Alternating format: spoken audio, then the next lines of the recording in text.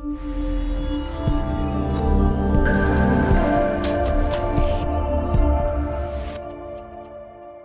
guys, welcome to the Revive Stronger podcast. I'm your host as always, Steve Hall. Today I am again joined by Mike and Menno for part 2 of the Individualisation Roundtable. Enjoy, let's get into it. Brilliant. I think we've covered that. Well, I think you guys covered that really, really well in that obviously there's a wide range of intensities / rep ranges that we can work within. And there might be one that's probably ideal and it might be a bit of a wide range, but don't kind of cut yourself short by not using the entire range. Don't just go 10 by 10 or 5 by 5, kind of try and find what's working for you and do try everything to a degree. So no, fantastic. And the next kind of topic, I don't know if Menno, you want to start up on this one, is technique. Or if Mike wants to start on it, if Menno doesn't really know what Mike was kind of getting at, because Mike did come up with the list, Mike can go for it. But Menno, you can try technique, individualization of that. I think I'll let Mike start with that. I think he probably has something specific in mind here. Yeah, maybe. I don't know. So I think the thing with technique is taking into account a couple of rules and then opening it up from there to generate a wide spectrum of workable techniques. Rule number 1 is don't do anything obviously stupid that's unsafe. Rule number 2 is make sure that the technique you're using addresses the largest range of motion that that muscle can experience productively, and at the same time doesn't cause any sort of, biomechanical absurdities like where the muscle is most active, it is also the least strong, so on and so forth. And Menno, I think, can knock that one out of the park, so I'll let him take it. But just to mention that. And just to make sure you're focusing on the muscle that you're actually focusing on. So if it's safe, if it's biomechanically effective, and it's actually allowing you to focus on the muscle you focus. So for example, like people are like, they'll squat safely with, lordotic or neutral lower back. Their heels are down. Their biomechanics are sweet, but they're squatting super far back instead of down. Like, it's a fine exercise. It's just not the best way to train your quads, So if you actually squat more up and down and let your knees flare forward, and especially with weightlifting shoes, and all of a sudden that squat is more for quads. And then so after you've checked all those main boxes, I think the last box to check that I can think of off the top of my head right now is kind of like just a personal level of is there something here that feels chronically unsafe, especially? Like some people's knees just don't do well with any kind of squats. Fuck it for me to figure out why. But you put them on hack squat or leg press and they're like fish in water. And the opposite applies a lot of times. So as long as your exercises face prima facie, right, at face value, doesn't look completely insane, is a good full range of motion, is biomechanically sound, and a lot of times it takes multiple exercises to get a whole muscle group working really well, because one exercise is great for the stretch, one great for the mid-range, one for the peak. And then if it doesn't feel like it's really hurting you in some weird way, then the rest is up to individual preference of what I think I would describe as some combination of pump or mind-muscle connection / pump, like whatever feels best. So when people ask me like, hey, what kind of exercise should I do for quads? Like, I can give you a list of 6 exercises. And if you do them right, you'll check all the boxes on all of them, except for the box that is your personal preference, and then do the majority of your work for the ones that you click on personal preference. That would be just my sort of theoretical approach to that. Menno? Yeah, I think I agree with that. I think a lot of people have a certain idea of what good exercise technique is, but I would define technique as broadly, or before I give you my definition, actually, let me put some myths to bed about what good technique is. A lot of people think that good technique is like slow and controlled, but that doesn't have to be the case. So repetition, tempo, and technique are different things. You can be very explosive and have good technique.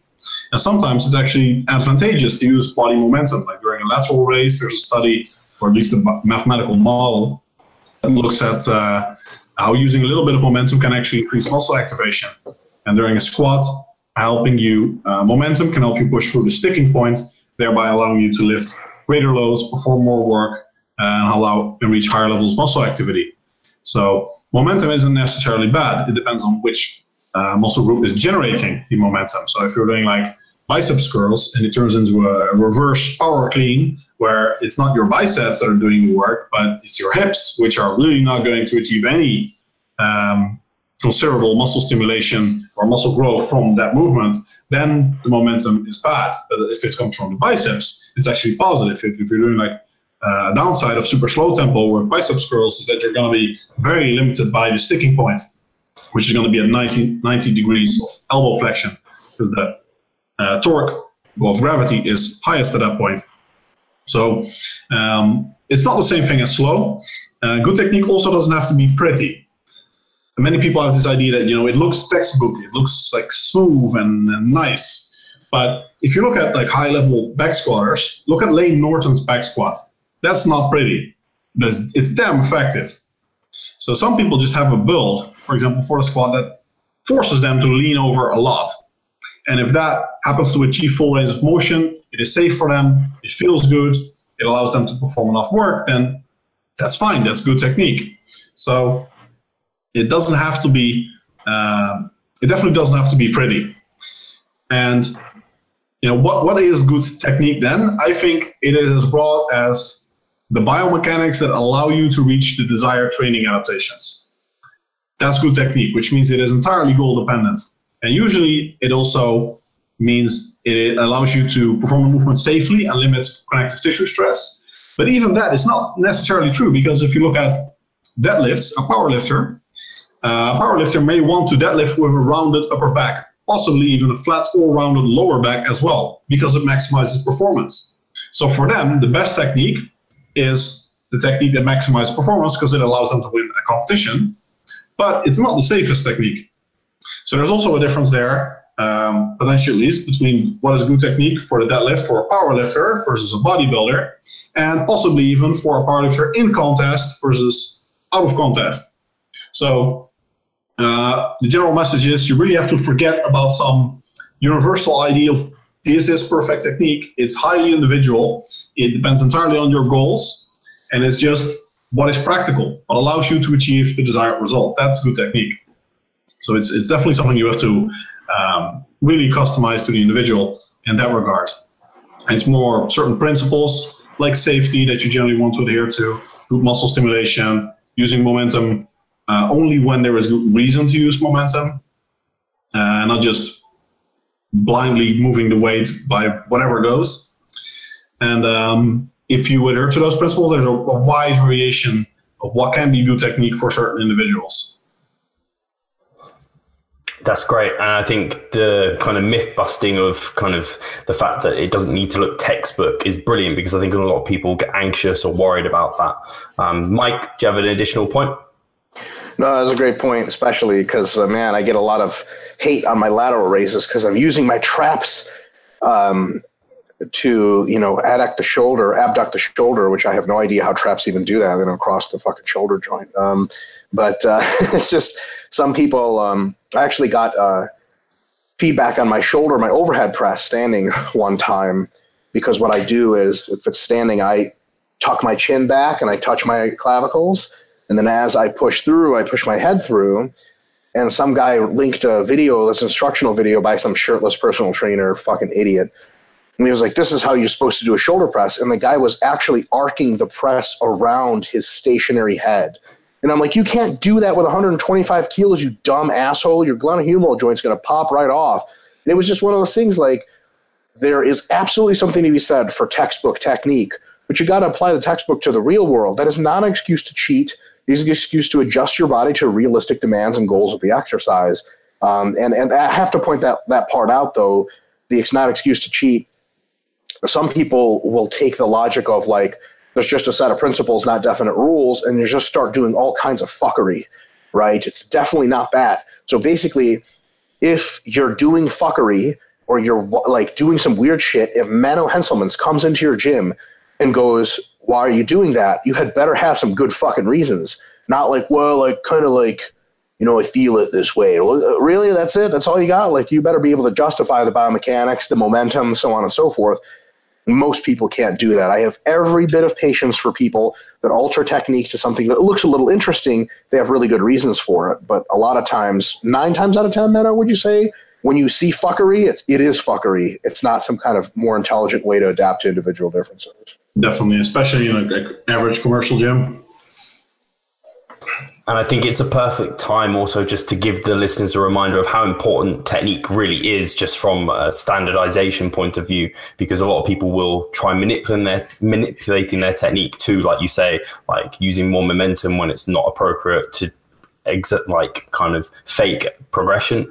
And progression in itself is improving your technique as well. So if you're listening to this and you're thinking, I need to brush up on my technique, but I want to increase load on the bar, kind of you can focus on just improving that technique, because you're going to be using the muscle in a better way. So brilliant on technique. Should we go on to productive body fat ranges? I think, Menno, you can probably start off on this one. Sure. One thing about technique too, we can actually give it try to quantify it a bit, how important good technique is. Because there was a study a pretty recent study by Schoenfeld et al. I'm not sure if he was first author, but he was a co-author, and he popularized it on biceps curls with a mind-muscle connection and no mind-muscle connection. And it was about double the growth in a group that used the mind-muscle connection. Now, I don't think that is all because of the mind-muscle connection. I personally think because they did not find it for the leg extension, no effect whatsoever. And I think it is not necessarily the fact that you are focusing on the muscle as the fact that you are controlling the movement with the muscle. So with a leg extension, it doesn't really matter if you're thinking of your quads or whatever you're thinking of. The movement is set, so you can't cheat the leg extension. Yeah, exactly. But if you tell people, which was the case in Brad Schoenfeld's study, they were pretty much instructed, the control group, to just get the weight up. And if you tell that to most men in the gym, to a biceps curl, then it gets ugly. So when you're comparing that to like strict form biceps technique, then you're looking at potentially double the gains you could get with strict technique. On the leg extension, what do you guys think of Tom Platz's technique? Just as a random, because it's just come into my mind. What was his technique? I think it was very much like kick through on the loads, like quite aggressively. And I believe you'd probably do something like when you're basically failing and then you get someone to push down on it and you'd push against them with your legs and those sort of techniques.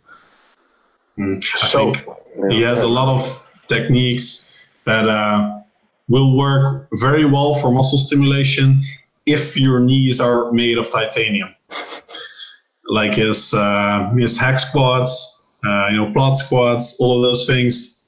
If I do that shit, then I'm in a wheelchair the next day. So I think there is I have no doubt that these are effective in terms of muscle stimulation, but I think there is a pretty poor risk reward to many of the things he does for his quads. Yeah. Just to comment on the exact techniques you described, Steve, I think that the follow through, kick through with the top of the leg extension doesn't have to occur, but I think a plenty of force generation, even a pause for a whole second at the peak contraction, is a really good idea with leg extensions. Just think about one of the only good reasons to do leg extensions with the majority of your volume, because it's such an inefficient way to put in quad volume, is precisely to get the type of quad contraction that peaks out at the top that just simply doesn't occur biomechanically in squats or leg presses, where towards the end is just, there's just not a whole lot of tension. You can alter it with bands a little bit, but not nearly as much as you get with a leg extension. So I think that one of the worst ways to do leg extension is to do like the middle 2/3 of the range of motion. It's like, that's just a really shitty replacement for leg presses, right? So I think it's really important to make sure that not only do you stretch deeply, but really peak contract. And the whole failure thing, those are really cool techniques when somebody pushes down on you. They're cool techniques for a last microcycle before a deload, potentially. But like you pointed out earlier, Steve, they're really difficult to track. How much was the guy pushing? So on and so forth. So I think it's just a cool trick every now and again to really spur some new growth in very advanced people, but it's just highly unnecessary and actually interfering in most sequential microcycles in which you need to track volume load and progressively increase the resistance. God knows how the fuck that works in that case. Fantastic. And I'll let Menno go to the body fat ranges. Thanks for covering that one, guys. Mm-hmm. All right, so there is actually, I think, something like an ideal body fat range for nutrient partitioning, which is pretty much where energy goes in terms of if you're bulking. It depends on the P ratio, the nutrient partitioning ratio, is a ratio of lean to fat mass you gain. And if you are cutting, it's the ratio that you lose. So you want good nutrient partitioning, which means that during a bulk, you mainly add muscle tissue and not much fat. And during a cut, you mainly lose fat and not much muscle, or any, ideally you gain muscle. So there are quite a lot of studies on this topic, but not many in trained individuals. We do have a couple mechanisms pretty clear that relate to nutrient partitioning and body fat, and that's one key one, inflammation, which is strongly related to insulin sensitivity. We have good research. I wrote an article actually on this, inflammation. It's like the major regulator of muscle growth that nobody talks about, and that pretty much sums up my thoughts on inflammation. Excess inflammation, chronic inflammation, can interfere with muscle growth, because what seems to happen is that inflammation occurs after a workout, and it's a good thing. Many people think, certain things are good or bad, and inflammation is bad, like cortisol, but that's not the case. You need cortisol release, and you need inflammation during your training sessions for the immune system to activate and to actually start muscle repair. So what you want is low levels of chronic inflammation and then a very high acute signal of inflammation. And if you suppress that acute signal with, for example, there was another recent study that found this with vitamin E or C supplementation in large amounts, or large doses of antioxidants, or NSAIDs, non-steroidal anti-inflammatory drugs like ibuprofen, you actually decrease muscle growth, and especially strength development. Funny enough, it seems that performance is hindered even more than muscle growth with these things. So there's actually a way that your multivitamin may be directly sabotaging your gains. I actually have that very commonly in clients. One of the things I take out the multi, unless it's appropriately dosed, but most things aren't. So what you want is you want that acute signal to remain, but you also need chronic inflammation levels, because it's like a signal to noise, or at least it seems to be based on the current research. You also want chronic inflammation levels to be low, because if your chronic inflammation levels are here and you get this training stimulus in the muscle tissue, which goes like this, then your body barely registers it. It's like it's swarmed by the massive amount of inflammation that's just chronically there, because you're so incredibly unhealthy as an obese, sedentary person. So there is good research that shows that at least in obese versus non-obese individuals, obese individuals have higher level of protein oxidation, a lower thermic effect of food, higher chronic inflammation, poorer insulin sensitivity, lower protein turnover, so less protein synthesis, greater oxidation, or also the whole protein turnover curve is suppressed. And there's also research showing that obese individuals have a poorer protein synthesis response to feeding. So when they consume protein synthesis doesn't go up as much as it does in a lean individual. There's also good research showing that obesity hinders protein remodeling, possibly because of interference with satellite cells in some way. So that strongly suggests that they will not recover as fast, and that's definitely my experience as a coach. And there's also research that obese individuals are more susceptible to stress. So there's actually a pretty cool study on hand grip fatigue, showing that if you stress or if they experience stress, obese individuals, then their rate of torque declines faster than in lean individuals. So multiple avenues all converge on the same idea that being obese is bad for your gains, pretty much. Another one is hormone levels. And that's also why there's probably also a lower bound, because all of these factors pretty much improve. As you lean out, all of the factors that I just mentioned, they just get better, all the way up to counter shape. But most people don't get the best gains of their life being at 3% body fat as like men, or 10% as women, because you're literally at the border of essential body fat levels. And that's probably because of anabolic hormone levels. So if you're obese, as a man at least, they go to crap because you have so much adipose tissue that produces aromatase, and aromatase is all your testosterone to estrogens, that you might actually get low testosterone.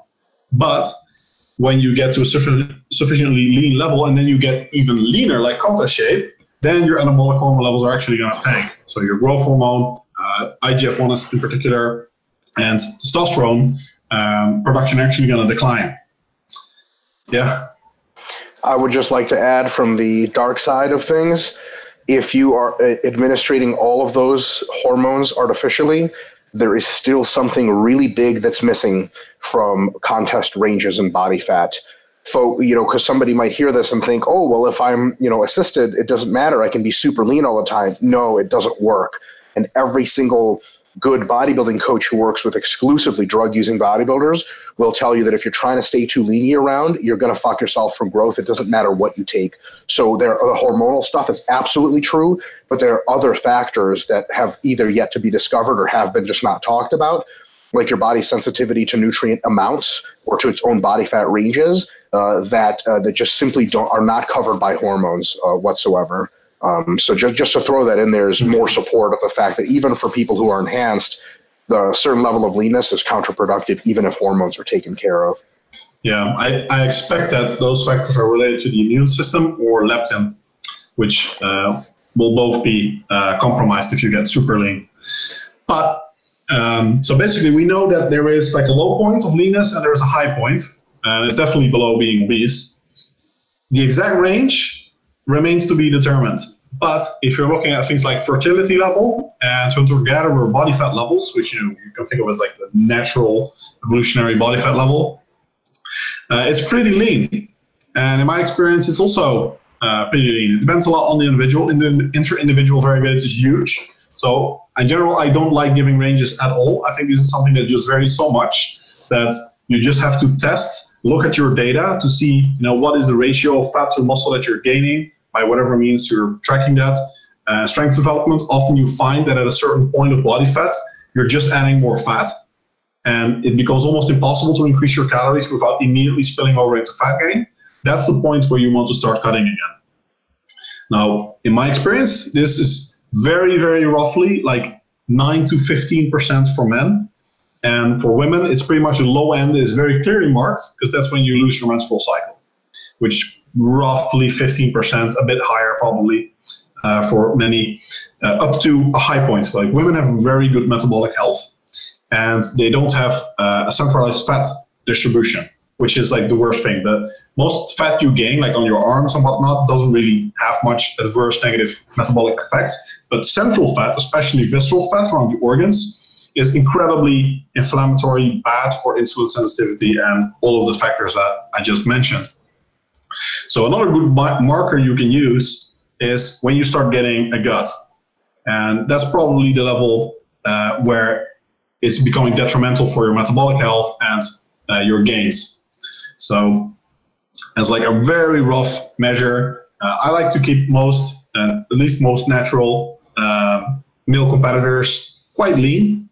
They also generally prefer it. So, but some people can go up quite high. And I've seen some individuals that have like higher testosterone levels actually when they're like 20% body fat compared to 10.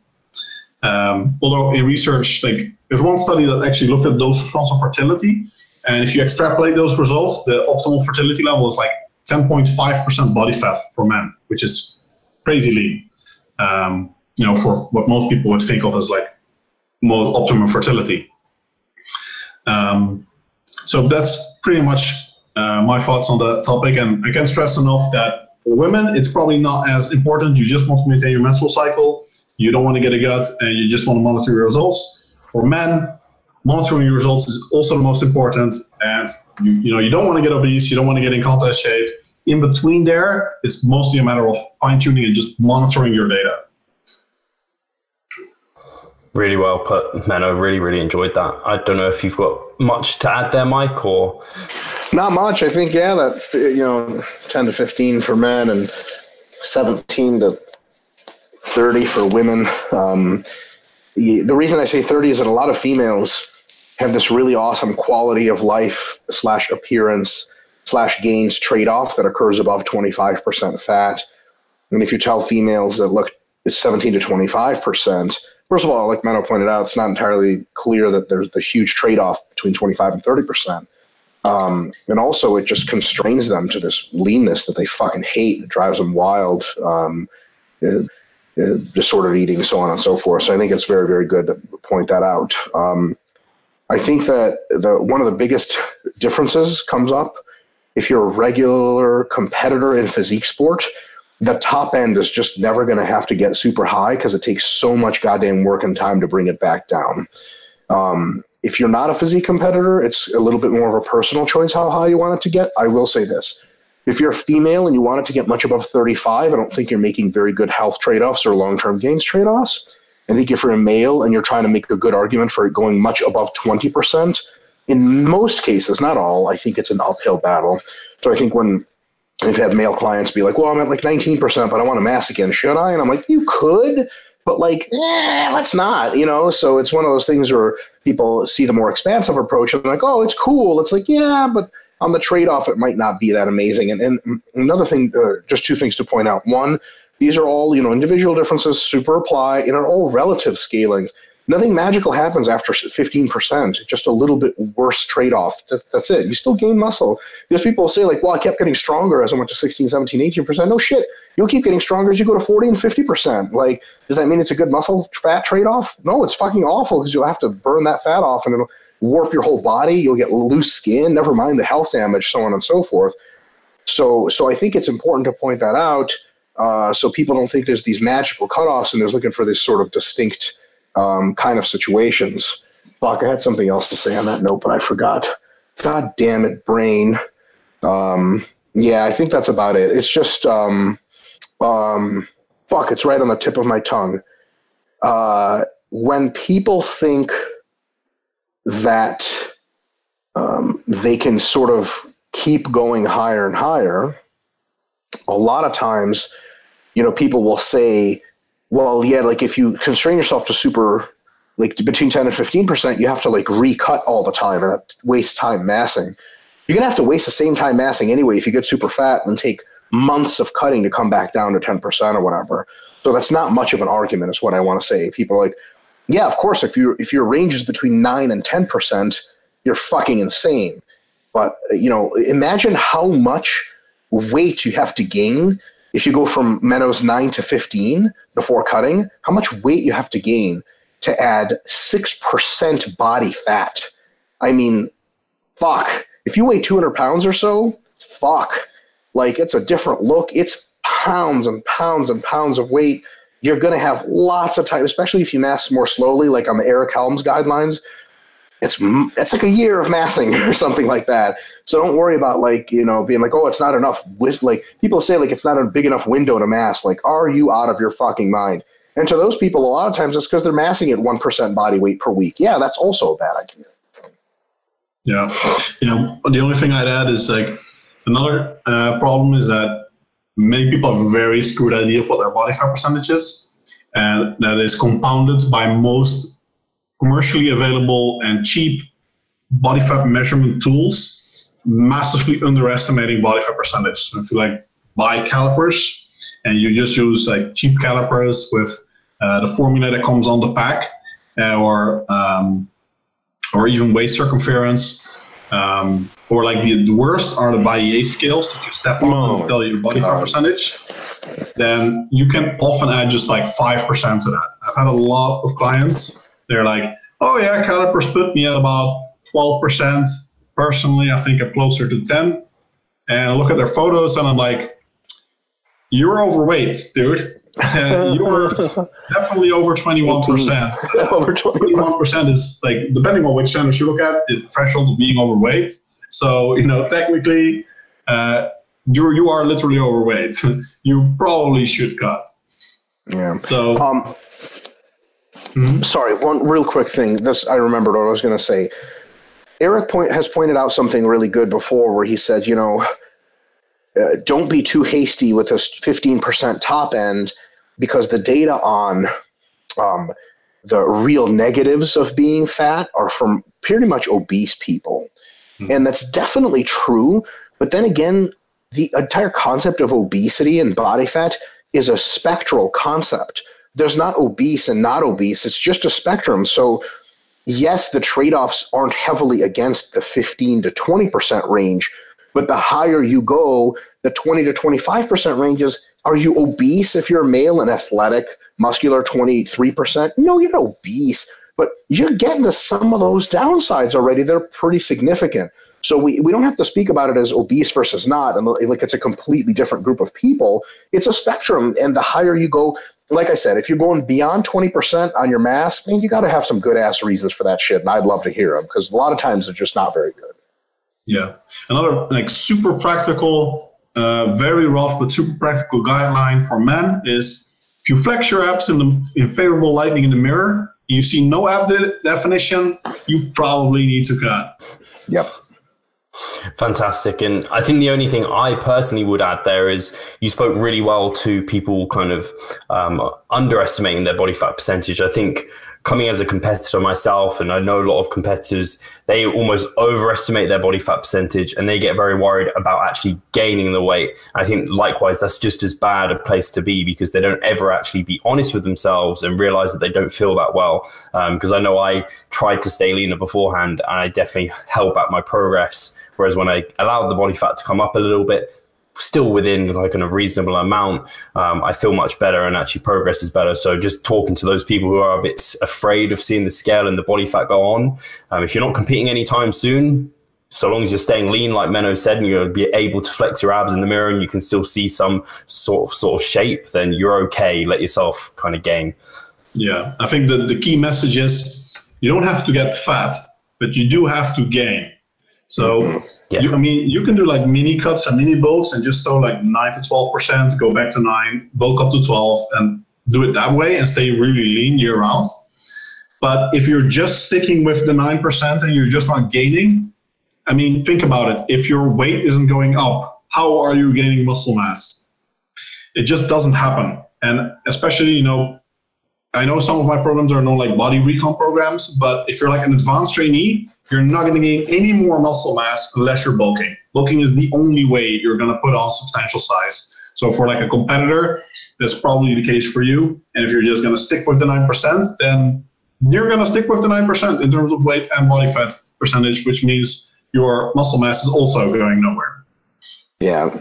The way I like to say that is if someone's like 145 pounds and they're really lean, I'm like, I think you need to gain weight. And I've had responses where like, well, I don't know. I want to gain muscle, but not necessarily weight. I'm like, show me a jacked 145 pounder. And they're like, and I'm like, they don't exist. You physically need more weight on you to be jacked. At some point, you have to gain weight. You can't get away from that. So it's just crazy when people are like, I'm just going to recomp forever. You're like, all right, show Rolly Winklar, who's on stage at like 270 pounds. Show me how he recomped, where he recomped from. Was he 270 fat at one point? Like, no, clearly, right? You just have to gain weight. And I'm gaining weight now. It sucks. I just have to bitch to someone. I'm eating 800 grams of carbs per day, and I just want to kill myself. There's no purpose to life anymore. Well, you are with 260 pounds, so you're at 263. 263. Oh. So I'm over 190, but I'm not quite at 600 grams of carbs, so it's still fairly high. And I can bitch and moan. Anyway, the last topic that we have, if you guys have time, is nutrition. So do you guys have enough time to cover this one? There's a whole thing for nutrition. Yeah, the whole of nutrition, that's going to be tricky. So was this a point I added, Mike, or was this something you wanted to talk about, individualizing nutrition for hypertrophy? Boy. Obviously, I mean, I don't know if we need to go over the basics of kind of having this much protein per pound or anything, whether there's kind of individualization of whether you go for more carbohydrates or more fats, that sort of thing, whether some people want really high protein intakes or lower protein intake. Yeah, the only thing I'd have to say about that, just to give it the only kind of short explanation that we can in a method like this, is start with really good basic general guidelines and play with the boundaries a bit to see where you react the best. I think the one thing I wanted to cover for sure was a minimum fat intake guidelines. I think that some people can do on a minimum of 0.3 or sort of 0.6 per kilo. So like if you weigh 100 kilos, you take in 60 grams of fat per day. I think that's a really rough working minimum that you should start at. But if you increase a little bit or decrease from there, you can. So if you decrease, you can have more carbs, which is great. And if you have no negatives, that's awesome. But sometimes you increase and your sex drive goes up, your training sort of virility goes up like crazy, and shit just goes better. I tend to find that, for me, my predicted value is pretty close to, if I go below that, like it's like roughly 75 grams per day. If I'm consistently below 75 grams of fat per day, my sex drive, and it doesn't matter hormones, I'm taking in my alternate universe here, but it doesn't matter. The hormones really don't matter at that point. If it's below that amount of fat, I don't have a sex drive, and I feel deflated in training and everywhere, and like my recovery doesn't seem as good. As soon as I go just a bit over that value, everything comes back to life. So just the only thing I want to say on that is, those values, especially with a fat minima, some people read the fat minima and they stick to it, and it just sucks, right? Or they have a totally great time, and it could be like double what they really need, and they never push it lower because they're like, oh, something bad's going to happen. So just stick to basic nutritional protocols, including the gaining, how much you gain over the course of a month, how much you lose. And don't be afraid to have a mesocycle here or there where you play with the upper and lower ends and see what happens. That's all I got to say. Menno, anything striking your particular interest in that?